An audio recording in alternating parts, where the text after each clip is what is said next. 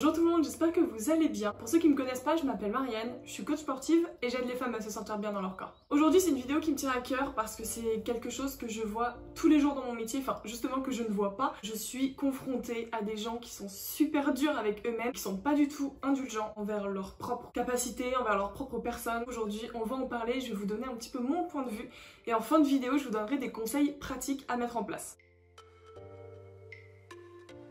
Je cherchais des idées de vidéos, je me disais bon, ok, je vais faire une vidéo sur comment bien s'alimenter, sur pourquoi pas la perte de poids, sur des entraînements, sur des choses comme ça. En fait, je me suis dit, il y a beaucoup de choses qui sont dites et véhiculées et je pense que ça peut aussi faire l'effet inverse. Et c'est vraiment de ça dont je vais vous parler aujourd'hui, je vous explique tout. En fait tout ça, comment bien manger, les séances d'entraînement et tout, c'est des bonnes idées de vidéos, c'est pas le souci, et j'en ferai sur cette chaîne, hein, c'est pas du tout le problème. C'est juste que voilà, à être toujours confronté à des vidéos comme ça, et même des images aussi de ça sur Instagram notamment, bah ça peut nous renvoyer aussi une image assez négative de nous-mêmes en se disant, bah moi je fais pas ça. Donc c'est à dire que je suis nulle en fait vu que moi je fais pas ça. Comme vous le savez, je suis coach sportive, donc je prendrai toujours un mode de vie sain, bien manger, faire du sport, tout simplement parce que c'est important de rester en bonne santé le plus longtemps possible. Mais je trouve que du coup on laisse difficilement la place au reste. Tout ce qui va être de se retrouver seul avec soi-même, prendre du temps pour soi et aussi ne rien faire.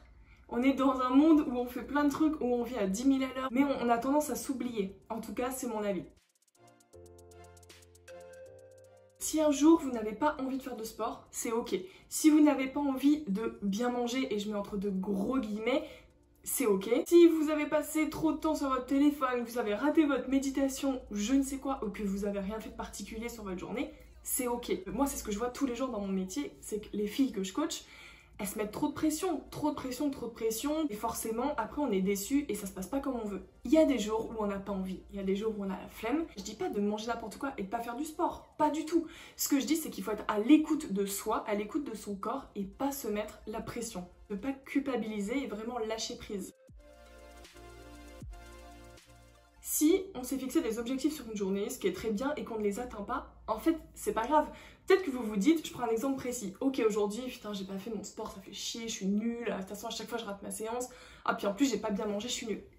La personne va rester en fait sur cette idée négative, alors que ça se trouve, cette même personne, eh ben, elle a passé une super journée en fait parce que je sais pas, elle a réussi à passer du temps avec sa famille plus que d'habitude, avec ses enfants, peut-être qu'elle a réussi à faire des choses qu'elle fait pas d'habitude. On sait pas. Et même si c'est pas le cas, en fait, c'est pas grave. Il faut juste, je pense, voir le positif, arriver à lâcher prise, prendre du recul et se dire ok, aujourd'hui c'était comme ça, c'est pas grave. Peut-être que les objectifs, ils étaient trop élevés, peut-être que c'était pas la bonne journée, c'est pas grave.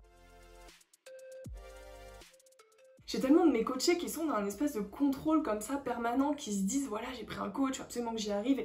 Et c'est bien, c'est super, elles sont super motivées, c'est pas le souci. Mais il faut pas se mettre trop de pression. De toute façon, peu importe votre objectif, vous allez y arriver un jour. Ce qui compte, et vous l'avez entendu sûrement plein de fois, c'est pas le temps que vous allez mettre à atteindre cet objectif-là, mais c'est de l'atteindre. Comment apprendre à un peu mieux gérer ses émotions, à être plus indulgent envers soi-même. Je vais vous donner quelques petits exemples, des choses que moi j'aime bien mettre aussi en place en coaching. Après bien sûr il y a énormément de choses, d'ailleurs si vous avez d'autres idées mettez-les dans les commentaires pour aider tout le monde. Déjà la première chose, et c'est le truc le plus important, si vous êtes angoissé à l'idée, ce dont je parlais précédemment en fait, de devoir absolument atteindre vos objectifs, il faut identifier la source de votre angoisse. C'est vraiment la base et à partir de ça, vous allez pouvoir travailler dessus. J'en avais déjà parlé dans une précédente vidéo, je crois que c'était comment je me suis acceptée. Je crois que c'était ça, je sais plus trop. Ça c'est vraiment la base, il faut identifier la source de l'angoisse pour après pouvoir travailler dessus. Quand on est angoissé à propos d'à peu près n'importe quoi, on peut être quasiment sûr que ce qui va pas en fait ça va être notre discours intérieur. Là, on va avoir beaucoup de jugements, on va pas être du tout indulgent envers nous-mêmes. On a beaucoup d'auto-dévalorisation où on se dit qu'on est nul, qu'on n'y arrive pas, enfin voilà. Ça, il faut identifier d'où ça vient, travailler dessus. Ça se trouve, il faut juste travailler un peu sur la confiance en soi, essayer de se sortir d'un environnement toxique, enfin ça peut être plein de choses. On va moins se dénigrer, s'auto-dévaloriser et on va aller plus vers une démarche d'acceptation.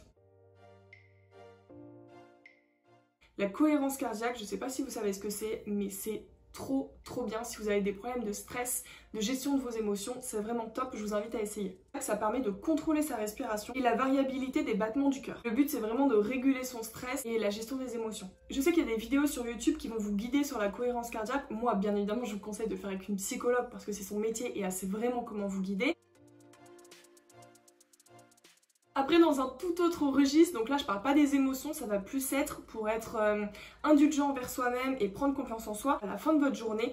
Pas forcément, bon, vous pouvez écrire, mais juste avoir la réflexion de se dire, ok, qu'est-ce que j'ai fait de bien? Qu'est-ce qui m'a fait du bien aujourd'hui? Quelque chose de positif dans votre journée. Souvent, on se met la barre trop haute. Et en fait, il faut voir les objectifs dans le temps. Si on ne les atteint pas sur une journée, c'est pas grave. Sur une semaine, c'est pas grave. Sur un mois, c'est pas grave. Le but, c'est d'y arriver. J'espère que ça vous a plu. Il faut vraiment arrêter de se dévaloriser et apprendre à être fier de soi. Et la clé, ça va être de s'écouter. Ne vous mettez pas trop la pression, la vie est trop courte pour s'embêter avec tous ces trucs, il faut apprendre à lâcher prise. Je vous invite à mettre un petit pouce bleu si ça vous a plu et à vous abonner. Et n'oubliez pas que quel que soit votre objectif, je suis avec vous.